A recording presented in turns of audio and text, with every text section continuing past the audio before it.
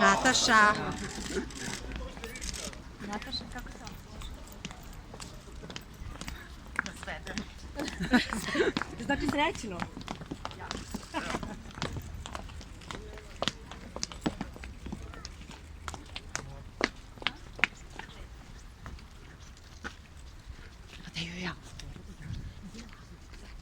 A gde Lazukić, on će nam otići.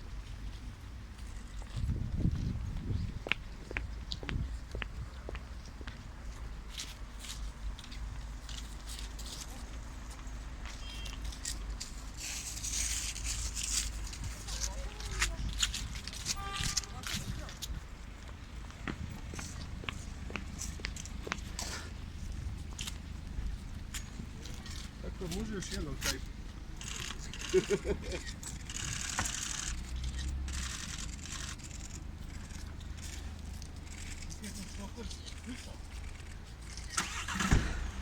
Znači definitivno se razvela. I se smorila još.